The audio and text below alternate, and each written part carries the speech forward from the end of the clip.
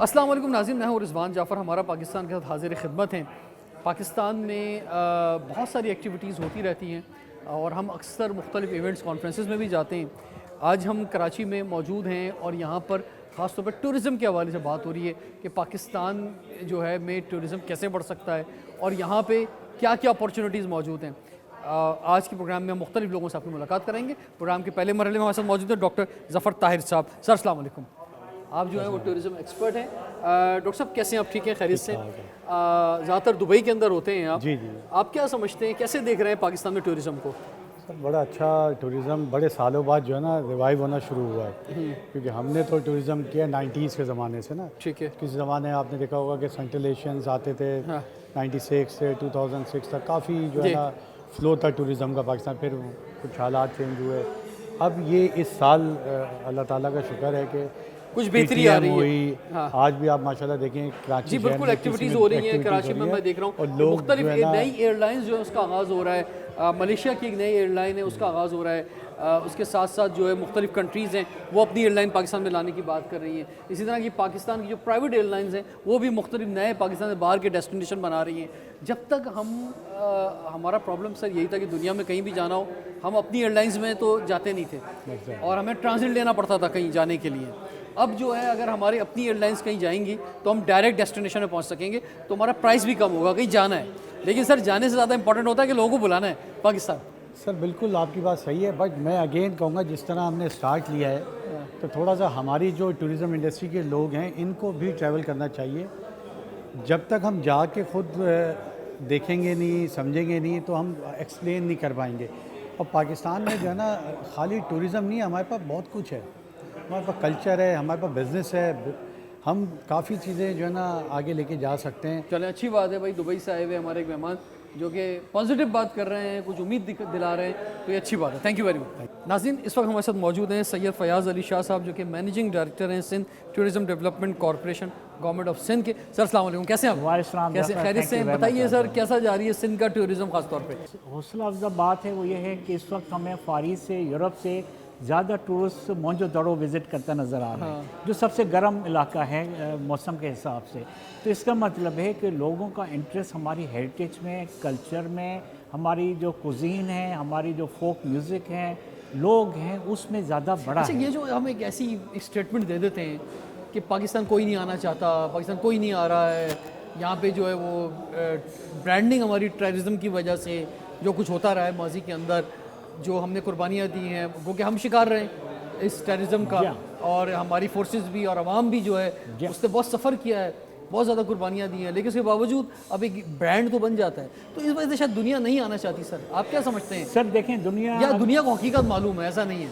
दुनिया को मेरा ख्याल है जो आम आवाम है ना सर, पब्लिक जो है, अदर देन जो मीडिया में आता है, पब्लिसाइज किया जाता है, आवाम ज़्यादा बाखबर हैं। इस वक्त जो हमारी ये सोशल मीडिया है या मीडिया इटसेल्फ ऑल्सो, वो इतना तेज़ी से कम्युनिकेट किया है उसने और रीच उसकी ग्लोबल है, तो लोगों को जो परसेप्शन थी पाकिस्तान के बारे में वो अब आहिस्ता आहिस्ता ख़त्म तो नहीं हुई है, मैं एग्री करूँगा, मगर कम हुई है। तो हर प्रोविंस की अपनी खूबसूरती है। Exactly. और ख़ास तौर पे हमारे जो नॉर्दर्न एरियाज़ हैं वो तो कहा जाता है कि जनाब दुनिया में सबसे खूबसूरत प्लेसेस हमारे पास हैं। एग्जैक्टली सर, बस सर यूनिकनेस ये है, आप पूरा यूरोप घूमेंगे, आप पूरे यूरोप में एक कंट्री से दूसरे में सरफेस जाएं, आपको पता ही नहीं चलता कि आपने कंट्री चेंज की है। यहाँ 100 किलोमीटर के बाद पूरा लैंडस्केप चेंज हो रहा है। आप थरपारकर की तरफ जाएं तो आपको सैंड ड्यून्स मिल रहे हैं। आप इधर लेफ़्ट साइड की तरफ दरिया के साथ जाएंगे तो आप भिटशा, हाला, मटियारी, फिर आप इसी तरह करते पंजाब में एंटर हो जाएं तो आप देखेंगे कि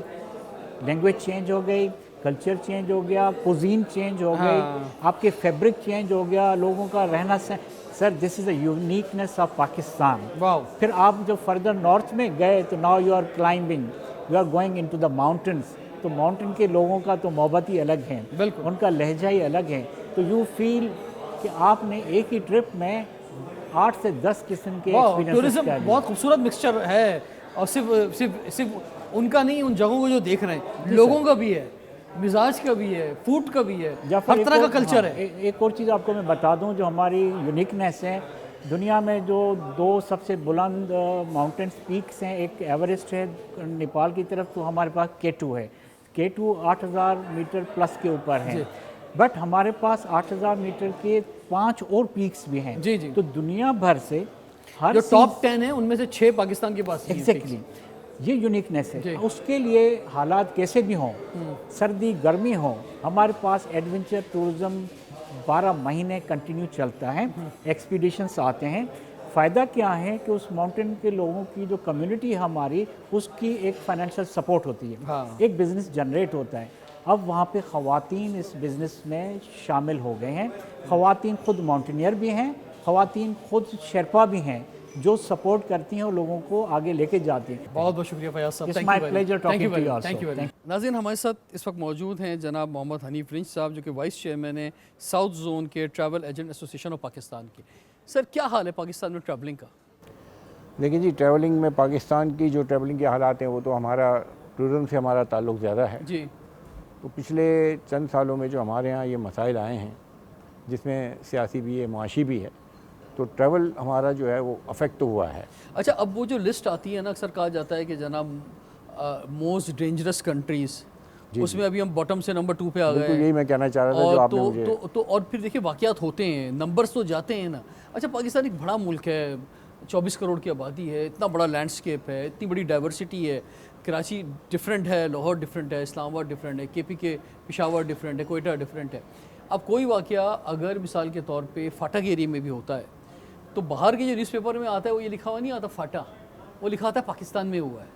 तो वो तो सारे शहरों को ही एक ही लाइन में लेगा ना बंदा जो बाहर बैठा है। देखिए, हम जो यहाँ पे टूरिज़म कर रहे हैं ना, मेरा ख्याल है हम बहुत बड़ी स्ट्रगल कर रहे हैं, इसलिए कि टेररिज्म और टूरिज़म दोनों साथ चल नहीं सकती है। 2 T's। हाँ, दोनों साथ चलाना मुश्किल काम है ना। जी।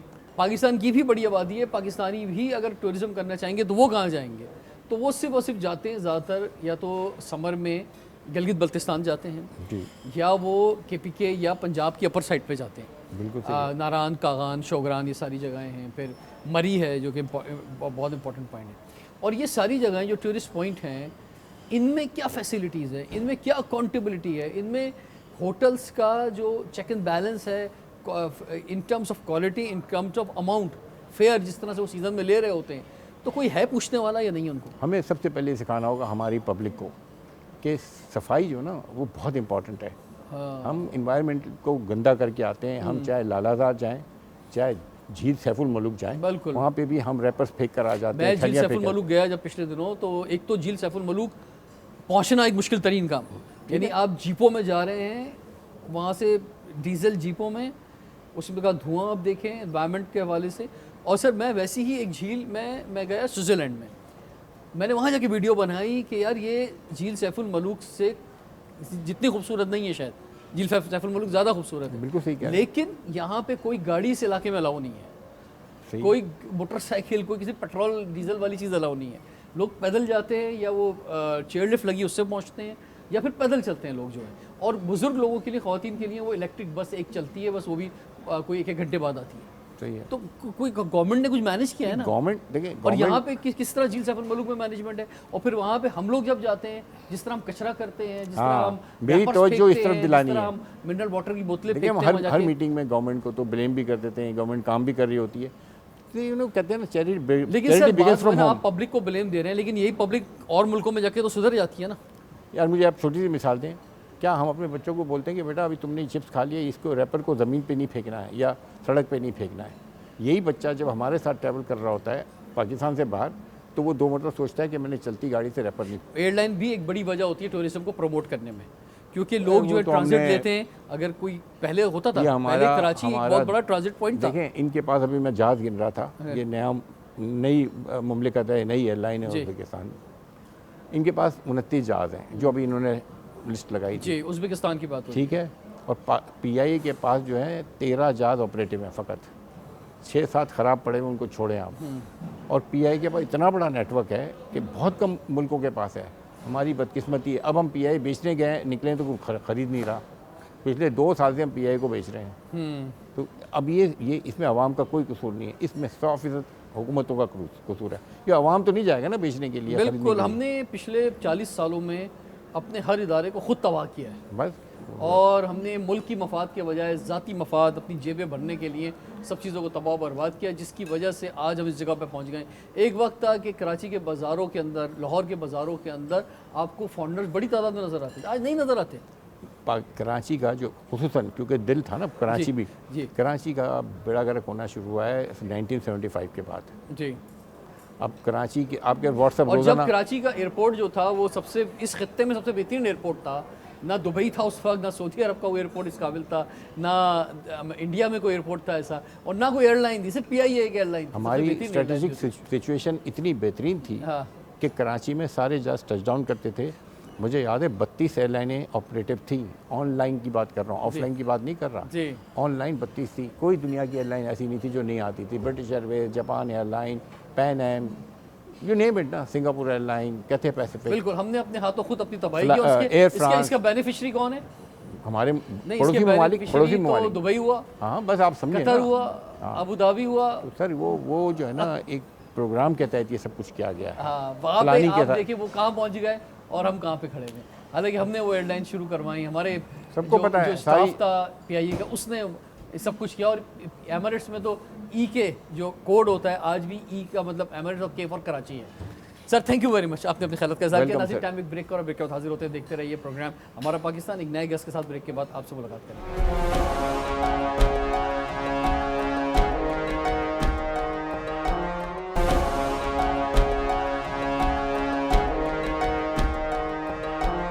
Welcome back. हमारा पाकिस्तान के साथ हाजिर खिदमत हैं हमारे पाकिस्तान के एक बहुत ही एक ऐसी शख्सियत जो कि पूरी दुनिया में पाकिस्तान की पहचान है। पाकिस्तानी ड्रामों में आपने इनके बड़े ज़बरदस्त और यादगार किरदार देखे हैं। अयूब खोसा साहब, सर अस्सलाम वालेकुम। वालेकुम रिजवान, कैसे हैं आप? ठीक? मैं बिल्कुल ठीक ठाक। अयूब खोसा साहब माशाल्लाह आप बहुत सोशल भी हैं और एक जहाँ हम देखते हैं कि बहुत से एक्टर्स होते हैं वो सिर्फ अपनी एक्टिंग से ही पे ही या अपने ड्रामों में ही मसरूफ़ रहते हैं, लेकिन आप जो है मैंने देखा है कि सोशल एक्टिविटीज़ के अंदर, पॉलिटिकल एक्टिविटीज़ के अंदर, नेशन बिल्डिंग के अंदर जो है वो आगे बढ़ते हैं। दैट्स वेरी गुड, ये बहुत अच्छी बात है, ये काबिल तारीफ़ बात है बड़ी। अभी आप क्या समझते हैं पाकिस्तान के हालात? पाकिस्तान में लोगों से मिल रहे हैं, आप क्या कह रहे हैं? लोग मुतमईन हैं, कुछ अजीब परेशानी के आलम में हैं, मायूस हैं, किस जगह खड़े नज़र आते हैं लोग ज़्यादातर? अगर आपने इत्मीनान देखना है तो ज़रा बलूचिस्तान का एक सफ़र कर ले, एक विज़िट कर ले। जी जी जी। तो आपको वहाँ पे लोग कितने इत्मीनान में हैं, कितने मुतमईन हैं, वो आपको नज़र आ जाएगा। ओवरऑल अगर हम देखते हैं तो हमारे जो पॉलिसी साज जो लोग हैं वो शायद एक ड्राइंग रूम में बैठ के 4-5 लोग बैठ के कोई एक पॉलिसी बनाते हैं चाहे वो उनकी हेल्थ की पॉलिसी हो, चाहे एजुकेशन की पॉलिसी हो, चाहे वो कम्युनिकेशन एंड रोड्स की पॉलिसी हो, कोई भी पॉलिसी हो, वो चाहे शायद वही लोग बैठ के बनाते हैं या वो किसी के कहने पे बनते हैं। मतलब बैरूनी जिनसे आप उधार लेते हैं, जिनसे आप कर्ज लेते हैं, या उनके कहने पे आप चीज़ों को लेके आगे चलते हैं। जी। हमारे यहाँ आप अगर मैं ख़ास तौर पर अगर बलूचिस्तान के हवाले से बात करता हूँ, हमारे यहाँ पास तो कुछ भी नहीं। आप सिर्फ हब से क्रॉस कर जाए तो आपको एक सिंगल ट्रैक नज़र आएगा। वो कोयटा से चमन, चमन से जोब, फिर कोयटा से तफ्तान ईरान बॉर्डर, फिर यहाँ से उथल के पास 0 पॉइंट, फिर कोस्टल हाईवे ग्वादर तक, जीवनी तक सिंगल ट्रैक। फिर कोयटा से आप कनेक्ट करें, सखर की तरफ आएँ, सिंगल ट्रैक। आए दिन एक्सीडेंट, आए दिन लोग मर रहे हैं, आए दिन हालात ख़राब होते जा रहे हैं। Nobody cares. सर बलूचिस्तान तो आपको कैसे इतना बलूचिस्तान की जाता हमारे मतलब बलूचिस्तान में खासतौर पे ये मतलब ये जो एक आपको पता होगा कि यहाँ पे शाह नूरानी की दरगाह पे एक खुदकश हमला हुआ जी। बहुत से लोग उसमें मारे गए, बहुत से लोग ज़ख्मी हुए। तो यहाँ से 150 किलोमीटर होगा, 250 किलोमीटर वहाँ से उनको रश किया गया। वो यहाँ पे जो हमारे यहाँ जो मुख्तलिफ जो इदारे हैं जो काम करते हैं अदर दैन गवर्नमेंट जी, एम्बुलेंस सर्विसेज वाले, ये वो उनके एम्बुलेंसेज में वहाँ से मरीज़ों को लाया गया। हब पता चला कि जी यहाँ पे इनका कोई इलाज नहीं है, लेके जाए कराची में, फिर अस्पतालों में इधर से। तो बहरहाल ओवरऑल हमारे यहाँ मैं नहीं कह सकता जी, इस तरह से मैं कहूँगा कि यार हम मुतमईन हैं। मुतमईन तो कोई नहीं है। अब सर थोड़ा सा एक अगर मैंने जितना गौर किया है, जो मैंने बहुत ट्रैवल किया, मैंने भी बलूचिस्तान जो है, एक तो ज़ाहिरी बात है रकबा बहुत बड़ा है, आबादी, क्योंकि आबादी जो होती है ना वो एक हर चीज़ का एक बिज़नेस पहलू भी है। देखिए आप बिज़नेस पे आ गए ना। नहीं मकसद ये कि कोई भी पॉपुलेशन जो होती है ना, वहाँ तक चीज़ों को एक पॉपुलेशन जो होती है वो मैटर कर रही होती है। दूसरी बात ये होती है कि आप देखें पिछले 20-25 सालों में तो मुसलसल हम नोट कर रहे हैं, जो भी फेडरल गवर्नमेंट आती है वो बलूचिस्तान के लिए सबसे पहले ऐलानात करती है, बलूचिस्तान पैकेज और फला पैकेज और फला पैकेज। NFC के अंदर भी जो बाकी सूबे हैं वो अपना कुछ शेयर जो बलूचिस्तान को एक्स्ट्रा देते हैं। जब MNA MPA को देने की बात आती है तो सबसे ज़्यादा फंड्स जो आज तक दिए गए वो MNA MPA को बलूचिस्तान के दिए गए हैं। तो इसका मतलब सिर्फ कसूरवार जो है ना वो उनके अपने भी हैं, बलूचिस्तान के अपने भी हैं। आप आ जाए MNA MPA भी हैं अब बलूचिस्तान आप आ जाए MNA MPA की ज़रा कैटेगरीज को देख लें। हाँ, क्या वो लोगों के हकीकी नुमाइंदे हैं? चले आज नहीं है, माजी में भी नहीं थे कभी, माजी में भी नहीं थे। एनीवेज देखिए, हम इसके ऊपर इस बहस की तरफ तो जाना ही नहीं चाहते हैं ना। आप ऑन ग्राउंड रियलिटीज देख लें। ग्राउंड रियलिटीज में आप कोई चीज़ें आपको नजर आए, फुकदान नजर आएगा, आम बलोच, आम पठान, यानी वो जो पैसा वफाक से अगर जाता भी है तो वो नीचे तक लोगों तक नहीं पहुंचता, वो लगता नहीं है। उससे हमें देखिए वो इम्प्लीमेंट कौन करवाता है, कौन इम्प्लीमेंट करवाए? सही है। यानी आम आदमी इम्प्लीमेंट कर, मैं एक आम आदमी हूँ, मैं इम्प्लीमेंट करवाऊँ कि मेरी जी सड़क ठीक नहीं है, मैं इम्प्लीमेंट करवाऊँगा कि मेरे पास हॉस्पिटल नहीं है, मैं इम्प्लीमेंट करवाऊँगा कि मेरे पास स्कूल नहीं है, कॉलेज नहीं है, मेरे बच्ची को अगर कहीं दाखिला लेना है, किसी मेडिकल में जाना है, किसी इंजीनियरिंग में जाना है, मेरी बच्ची को नहीं मिल रहा दाखिला, मैं करवाऊँगा इम्प्लीमेंट।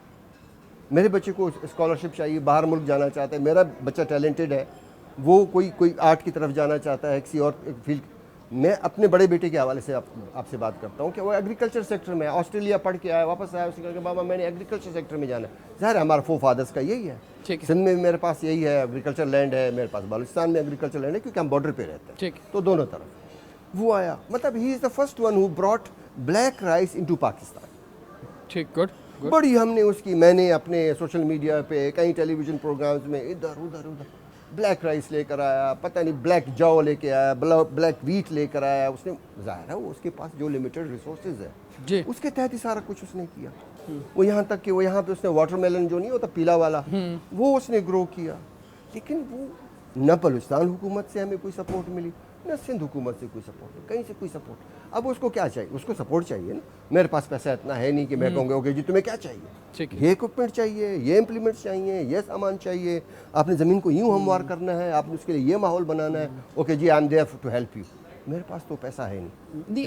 ये तो हुकूमत, सूबाई हुकूमत खास तौर पे, और उनके जो इदारे होते हैं वो जब तक स्ट्रांग नहीं होंगे। देखिए ना, मैं ये कहूँ आप यंगस्टर्स को जिस फील्ड से वो ताल्लुक़ रखते हैं, जिस फील्ड से भी ताल्लुक़ रखना चाहते हैं, आप उसको सपोर्ट करें। आप उसको सपोर्ट नहीं, दरवाजे हुकूमत के खुले होने चाहिए। जो इदारे गवर्नमेंट के जो मुख्तलिफ डिपार्टमेंट होते हैं, और खासतौर पे सूबाई गवर्नमेंट के पास सारे इख्तियारात हैं, पैसा है, तो वो दरवाजे खोले हैं वैसे नौजवानों के लिए जो क्रिएटिविटी लेकर आ रहे हैं। जो इस तरह तो कोई बाहर पढ़ने जाएगा वो वापस नहीं आएगा पाकिस्तान के, अगर यहाँ सपोर्ट नहीं मिलेगी तो नहीं है लोग नहीं, और अब नहीं आ रहे इसी वजह से। जो बाहर जा रहा है वो फिर बाहर ही रह रहा है। नहीं है ना, मतलब किसी भी फील्ड में, किसी भी फील्ड, डॉक्टर्स की फील्ड आप ले लें, इंजीनियरिंग की फील्ड ले लें, जो बच्चे वहाँ से निकल रहे हैं उनको कोई अपॉर्चुनिटी कहीं पे भी नहीं मिल रही।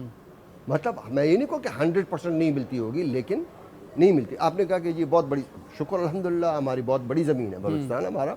मैं तो ये कहता हूँ, किसी मेरे एक दोस्त ने कहा कि ये 40, 43, 45% नहीं है, बल्कि 60% है अगर हम समंदर को भी इसमें शामिल कर ले। ठीक है, बिल्कुल। तो उसको देखें ना, अब जब आप सेंधक के बारे में बात करते हैं तो आप कहते हैं हाँ बलूचिस्तान में सेंधक। जब आप रेकोटिक की बात करते हैं तो आप कहते हैं रेकोटिक। जब आप बाकी रिसोर्सेज की बात करते हैं, नेचुरल गैस की बात करते हैं, बाकी वहाँ पे तो आप याद कर लेते हैं। लेकिन जहाँ पे ये चीज़ें आती हैं, मेरे ख्याल से सिर्फ और सिर्फ अगर आप इनका एक मेजॉरिटी, एक मैक्सिमम पोर्शन आप बलूचिस्तान अच्छे से सड़कें बना दें, अच्छे से आप भूल जाएं कि जनाब यहाँ पे क्योंकि और इसका तरीक़ेकार जो है वो लोकल गवर्नमेंट ही है। क्योंकि MNA जो है ना उसके पास तो यानी वो तकरीबन 10 घंटे तक चलता रहेगा तो वो एरिया खत्म नहीं हो। इतने बड़े बड़े हल्के हैं वहाँ पे बलूचिस्तान के अंदर, MPS के हल्के इतने बड़े। तो लोकल गवर्नमेंट को मजबूत किया जाए और वहाँ पे अख्तियारात दिए जाए, पैसे दिए जाए, और ये सारे काम है भी लोकल गवर्नमेंट जो आप बता रहे हैं। ये MNA को MPA को फंड देके नहीं होंगे, उन्होंने तो अपनी इतनी इन्वेस्टमेंट की होती है MNA MPA बनने के लिए, वो तो अपने पैसे रिकवर करने आते हैं। दुनिया में कहीं भी चले जाए, इससे भी बड़े बड़े वास्ट लैंड होंगे लोगों के पास, ठीक है, जहाँ पे 3-3 घंटे का, 6-6 घंटे का एक मुल्क में टाइम डिफरेंस भी है। बिल्कुल ऐसे ही है, ठीक है। एक ही मुल्क में 6 घंटे का टाइम डिफरेंस होता है। एक ही मुल्क में अगर आप बाय रोड ट्रेवल करें तो 3 दिन लगते हैं from one end to other. बिल्कुल ऐसे, या 3 दिन से भी ज़्यादा। तो क्या वहाँ पे ये ऐसा है कि जनाब क्योंकि ये चार घर है यहाँ पे तो सड़क नहीं जा सकती, क्योंकि 4 घर है यहाँ पे तो बिजली नहीं जा सकती, क्योंकि ये 4 घर है यहाँ पे तो स्कूल नहीं बन सकता? ये तो कोई एक्सक्यूज़ ही नहीं है ना। बिल्कुल, ये तो कोई एक्सक्यूज़ नहीं। क्योंकि आपके एक मुल्क में, एक खित्ते में एक इस तरह से लोग रहते हैं और वो नेचुरली इस तरह से रहते हैं। उनका कैटल फार्मिंग से उनका ताल्लुक है, उनके थोड़ी बहुत जो अब तो आपके पास सोलर एनर्जी आ गई है जी। अब आपको खंबे लगा के वहाँ तक लाइट को पहुँचाने में आपको कोई वो ही नहीं, प्रॉब्लम ही नहीं होनी चाहिए। अब आपके पास सोलर एनर्जी, आप जाएं उनको सोलर एनर्जी दें कि जनाब हमने हुकूमत ने आपको ये सोलर, आप 4 घर रह रहे हैं ना, लाइट लगाएं और जनाब आपके पास अब सेलुलर आप उनको लगा के दे सकते हैं, एक टावर लगा सकते हैं। लेकिन हमारी जो टावर कंपनीज़ हैं या जो मोबाइल कंपनीज़ हैं वो तो वहाँ इन्वेस्टमेंट करती हैं जहाँ पे उनको बिजनेस मिले। मैंने स्टार्ट भी यहीं से किया था। लेकिन देखें ना, आप हर चीज़ को बिजनेस नहीं कर सकते। आप जब अगर आप हुकूमत में बैठे हैं तो आप तो प्राइवेट लिमिटेड कंपनी तो नहीं है ना जी। जी मैंने इन्वेस्टमेंट वहाँ पे, वो एक दफ़ा एक जालक साहब ने कहा था कि जनाब बलूचिस्तान को, कोयटा को सुई गैस देना है तो कोई फ़ायदे में नहीं, लेकिन चलो दे देते ये बात। स्टिल मेरा ख्याल शायद वो तकरीर कहीं पड़ी हो, if I am not wrong. देखिए ये तो कोई एक्सक्यूज़ ही नहीं है ना कि आप कहेंगे जब यहाँ पे ये क्योंकि बड़ी ज़मीन है, यहाँ पे 4 घर हैं, यहाँ पे 6 घर हैं, यहाँ पे सड़क नहीं है, यहाँ ये कोई एक्सक्यूज़ नहीं। बाकी रिसोर्सेज के लिए तो आप पहुंच जाते हैं, बाकी रिसोर्सेज के लिए तो आप वहाँ पे पहुंच जाते हैं, आप सब कुछ कर लेते हैं। बाहर की कंपनीज भी आ जाती हैं, उनके लिए एक स्ट्रक्चर भी बन जाता है। लेकिन लोगों नहीं, बस वही है जो मैंने अक्सर आपको बताया ना, लोकल गवर्नमेंट को जब तक फोकस नहीं किया जाएगा, उसके साथ साथ जो हमारा कमिश्नरी निज़ाम है, ये हर जगह के डिप्टी कमिश्नर, असिस्टेंट कमिश्नर, ये क्या कर रहे हैं अगर लोकल गवर्नमेंट बहुत सी चीज़ों को आप एक दफ़ा रिविजिट करना पड़ेगा। बिल्कुल बहुत सी चीज़ों को रिविजिट करना पड़ेगा, बहुत सी चीज़ों को आप तलखी के साथ, तलखी से मेरी मुराद ये है कि बिल्कुल अक्रॉस द बोर्ड बैठ के आपको देखना पड़ेगा कि वहाँ के लोग क्या चाहते हैं। असल में सर अंग्रेज़ चले गए और यहाँ पे जो हाकिम बना ना, जो कुर्सी पे बैठा, उसने बोला मैं अंग्रेज़ हूँ, अब मैं हुकूमत करूँगा इस मुल्क के ऊपर, ये बाकी सारे लोग मेरे गुलाम हैं। जब तक ये सोच ख़त्म नहीं होगी और हम सब जो है एक लेवल पे नहीं आएंगे, एक जैसी फैसिलिटी सबको नहीं देंगे, इस मुल्क में हर आदमी हर इंडिविजुअल के बारे में एक जैसा नहीं सोचेंगे, ये हम बातें करते रहेंगे और मसला हल नहीं होगा। क्यों यूँ खोसा साहब? बिल्कुल ऐसे। सर बहुत बहुत शुक्रिया। आखिर में बस ये बता दीजिए शोबिस का क्या हाल है? शोबिस आजकल आप कोई प्रोजेक्ट कर रहे हैं? हमारे पास एक इदारा है टेलीविज़न का कोयटा में, हाँ, तो उसके स्टूडियोज़ के दरवाजे बंद हैं। नहीं वो तो ठीक है, अब तो ड्रामा इंडस्ट्री, आप तो कराची में है ना, सारी ड्रामा इंडस्ट्री तो कराची में है। मैं ये कह रहा हूँ, देखें बात ये कि वहाँ पे भी आप लोग बैठे हुए जो कि बहुत अच्छा लिखते हैं। हाँ, क्योंकि मैं ज़ाहिर है वहीं से आया हूँ ना। बिल्कुल बिल्कुल। बहुत जफ़र महराज कहाँ से आया सर आपका जो एक शानदार, मैं ये कह रहा हूँ कि जो हमें छाँव आज तक याद है, हाँ हमारा बचपन था, लेकिन हमें आज तक याद है। मैं ये कह रहा हूँ कि हमारा जो आर्ट और कल्चर है, ये सारे मुख्तलिफ जो लोग बैठे हुए हैं, उन सबको चाहिए कि चीज़ों को फोकस करें। बिल्कुल। अगर वहाँ पे टेलीविज़न का इदारा है, उसके स्टूडियोज़ को आबाद होना चाहिए, वहाँ के टैलेंट को वहाँ तक एक्सेस मिलना चाहिए, लिखने वाले को भी मिले, लेकिन सर ये सारे वाले तो को अब मिले, क्योंकि डायरेक्शन इंडस्ट्री वाले अब को एक मिले। जगह आ गई है, जैसे हॉलीवुड बॉलीवुड होता है, तो अब कराची में सारी ये शोबिस आ गया है, पूरे पाकिस्तान के एक्टर यहाँ पर हैं, आपको पता है, सब ड्रामा इंडस्ट्री यहाँ मुख्तलिफ पर है। लॉबीज़ हैं भाई। हाँ, तो अब इस आपका अगर चैनल है तो उसकी लॉबी अलग है, दूसरे का चैनल है तो उसकी लॉबी अलग है। मुख्तलिफ, रिजवान जाफ़र साहब, मुख्तलिफ लॉबीज़ हैं, ठीक है। वहाँ पे हम जैसे ये जो बज़ाहिर जो नज़र आने वाले लोग हैं, उनके लिए कोई जगह बनती नहीं है। सर आप तो अब मैं बता रहा हूँ, सरमाया है पाकिस्तान का, देखें आपकी जो पर्सनैलिटी देखिए है, ये आपकी जो लुक्स देखिए हैं, आपके आप जो हैं सर, आप अगर हॉलीवुड में होते पता नहीं कहाँ होते। रिजवान बात सुनिए, आप पूरी दुनिया आप मेरे में चूंकि दोस्त हैं, किसी एयरपोर्ट पे आप उतरते, आप आपका हॉलीवुड, क्योंकि यूएसए में जब मूवी बनती पूरी दुनिया में जाती है, आप किसी एयरपोर्ट पे उतरते पूरी दुनिया आपको जानती है, आपका लेवल वो है, आपकी पर्सनैलिटी वो है। अब ये हमारी नाअहली है कि हम ऐसे लोगों का सही इस्तेमाल नहीं करते, हम अपने टैलेंट का सही इस्तेमाल नहीं करते, हमारी यहाँ चीज़ें ऊपर जाने के बजाय नीचे जाती रहती हैं, ऊपर नहीं जाती, बड़ी नहीं होती। आजकल जो हम ड्रामे अपने- चल रहे हैं अपने उसी को लोगों एंजॉय बड़ा करें। नहीं करते, आजकल अपने जो इदारों को बड़ा नहीं करते। यही आजकल वजह है जो- कि मुल्क नीचे जा रहा है, मुल्क की हर चीज़ नीचे जा रही है। आजकल जो ड्रामे चल रहे हैं ना, आप उसी को एंजॉय करें। सियासी ड्रामे और मुख्तलिफ चैनल्स के जो ड्रामे हैं एक ही तरह के, आप उसको एंजॉय कर रहे हैं, आप एंजॉय करें क्योंकि कमा रहे हैं, बिजनेस है ना। थैंक यू, बहुत क्योंकि आप मेरे दोस्त हैं, आप मेरे बहुत अच्छे दोस्त हैं, प्यारे दोस्त हैं, और आपके अल्फाज हमेशा, आपकी मोहब्बत हमेशा मेरे साथ रहती है। Thank you, sir. May Allah बहुत bless you.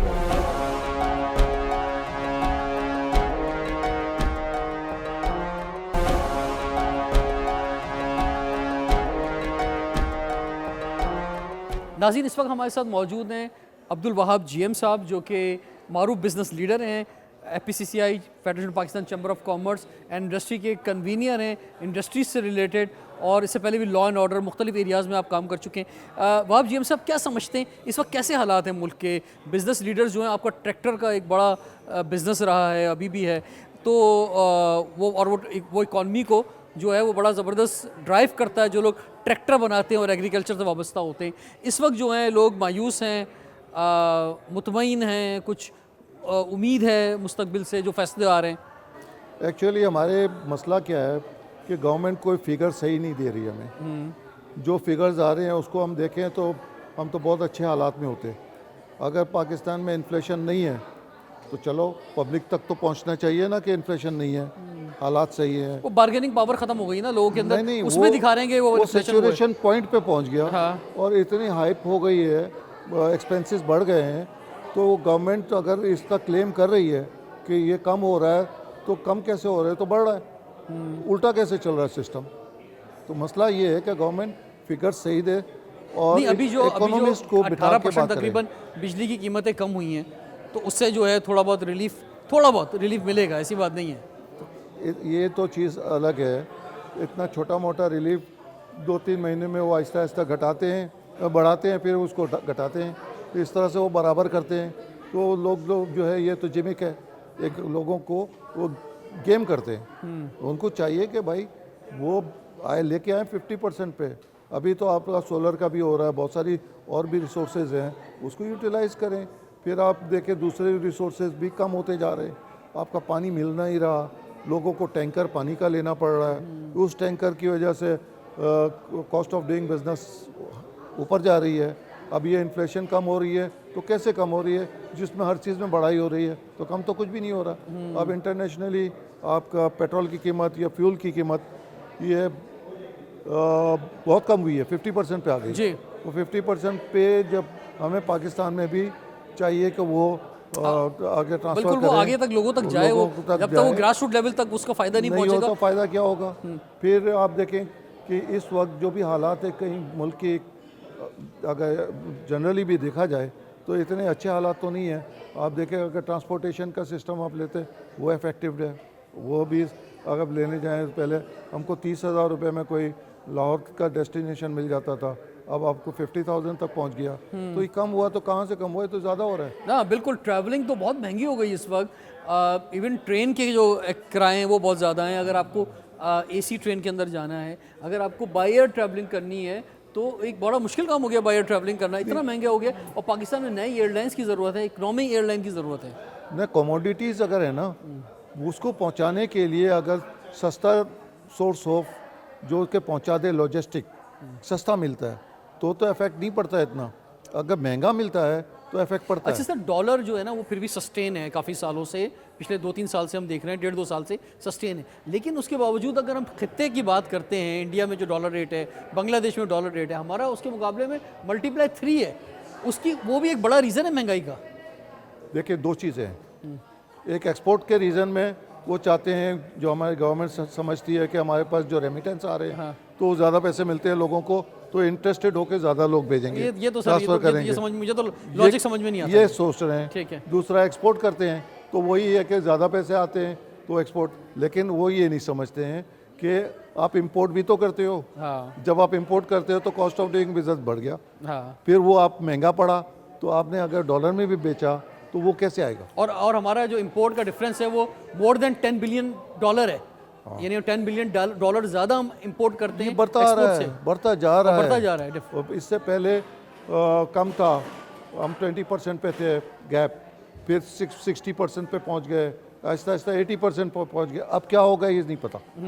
ठीक है। तो इस तरह मैं एक बात साफ सुथरी कह रहा हूँ, गवर्नमेंट को चाहिए कि इकोनॉमिस्ट को बिठाएं यहाँ पे, ये अपना अकाउंटेंट को ना बिठाएं। अच्छा। यहाँ पे बहुत मुश्किल से आपको इकोनॉमिस्ट मिलेंगे। अच्छा। जिनको पता ही नहीं है बेस क्या है। आपका जो है बेस है आपका नंबर 1 फॉरेक्स, बुलियन, कमोडिटीज़ और प्रॉपर्टीज़। ये अगर 4 चीज़ों को आप कंट्रोल में रखें तो आपकी सारी चीज़ें सही चलेंगी। अब हमारे वज़ीर आज़म साहब हर दूसरे दिन तीसरे दिन 20-25 लोगों को लेके जा रहे हैं। ओ भाई, आपको आपके जितने भी वो हैं अपना कौंसल जनरल्स, एम्बेसडर, जिनको आपने इतना पाला हुआ पैसे दे रहे हैं, वो इतना खर्चा उठा रहे हैं उनको सेल्समैन बनाएं। तो सेल्समैन नहीं बनेगा, आपका काम होगा ही नहीं ज़िंदगी में। सवाल तो ये है कि प्राइम जो मिनिस्टर का जितने आप काम है दौरे क्या? कर रहे हैं और जो हमारी वहाँ पे जितनी इतना खर्चा बढ़ा रहे हैं। embassies हैं, इतनी हाई कमीशन हैं, कॉन्सुलेट्स हैं, वो कर क्या रहे हैं? हाँ। पाकिस्तान की प्रोडक्ट्स को एक्सपोर्ट, वो क्या वहाँ पे जा रही है? एक्सपोर्ट पाकिस्तान की बढ़ रही है उसकी वजह वो से? क्यों नहीं करते हैं? पाकिस्तान की जो सर्विसेज जो है आईटी के शोबे में बहुत काम हो रहा है, क्या वो उसमें फैसिलिटी मिल नहीं, रही है? असल क्या बात- ह्यूमन रिसोर्स पाकिस्तान की, क्या उसको जो है सही तरह ट्रीट किया जा रहा है? नहीं, असल बात क्या है कि आपका वहाँ पे कोई चीज़ पड़ी हुई है, ठीक है, एक लोगों का खर्चा बांधा हुआ है पूरे दुनिया में। हाँ, मर्सिडीज गाड़ियाँ दी, अयाशियों की रिहाइश है उनकी, और कौंसल जनरल भी इनके साथ, इतना स्टाफ भी इनके साथ, फिर प्राइम मिनिस्टर इतने सारे लोगों को जाते हैं, वो खर्चा बढ़ाते हैं। तो ये समझ नहीं आती है कि इतना गरीब मुल्क है, इतना खर्चा कैसे निकलता है। हाँ। और जो जिनसे हम पैसे मांगने जाते हैं ना, वो 2 ट्रेन बदल के पहुंच रहे होते हैं साइन करने के लिए, और हमारे लोग जो है वो जिस तरह रह रहे होते हैं वहाँ जाके, तो जो पैसे हमें दे रहा होता है वो शर्मा रहा होता है कि यार इस मुल्क को पैसे दे रहा हो। नहीं, वो ये कहते हैं कि इतना बड़ा खर्चा ये करके हमारे पास आए हैं, तो ये हमसे जितना पैसा इन्हें तो दे के जाना चाहिए हमें, ये लेने क्यों आए हैं? वो तो इसी में ख़त्म हो जाएगा। ठीक। तो इनको चाहिए कि ये सारा सही बिजनेसमैन को बुलाएं, ख़ास तौर से कराची वालों को बुलाएं, हाँ। तब आप समझ लें कि इस मसले को हल हो जाएगा। नहीं, Karachi is the financial capital, port यहाँ पर है, और ये नहीं, यहाँ के लोगों को नहीं बुलाते हैं आजकल। आजकल पंजाब के लोग जा रहे हैं। नहीं, यहाँ के लोग सर यहाँ की सड़कों से, सेवरेज से निकले तो कुछ बड़ी बात करें ना। करेंगे। ट्रैक्टर का हाल क्या है? ट्रैक्टर का ये है कि बहुत सेचुरेशन पॉइंट में है। अभी मरियम साहिबा ने जो ग्रीन ट्रैक्टर स्कीम में दिया, उन्होंने अच्छा काम किया, लेकिन वो जो भी मसले हुए हैं कि वो लोगों ने काफ़ी बेचना खरीदने का काम शुरू कर दिया उसके ऊपर भी, और वो मेरे ख्याल में नेगेटिव इम्पैक्ट आ गया, उसका कोई फ़ायदा नहीं हुआ मार्केट में। और यानी कि सर जो ट्रैक्टर की प्राइस भी तो बहुत बढ़ गई है। रेगुलर जो हम बेचते हैं ट्रैक्टर, वो बिकना बंद हो गया, और वो जो ग्रीन सर ट्रैक्टर जैसे गाड़ियों की प्राइस बढ़ गई, ट्रैक्टर की भी तो बहुत बढ़ गई ना। बढ़ गई है, लेकिन इतना नहीं बढ़ा है। इनको अभी भी हम सस्टेन कर सकते हैं। कितने का मिलता है पाकिस्तान में ट्रैक्टर एक साथ? ट्रैक्टर 25 से 30 लाख रुपए का जनरल मिलता है, इम्पोर्टेड ट्रैक्टर आपका 60 लाख का है। सर कम तो नहीं है ना?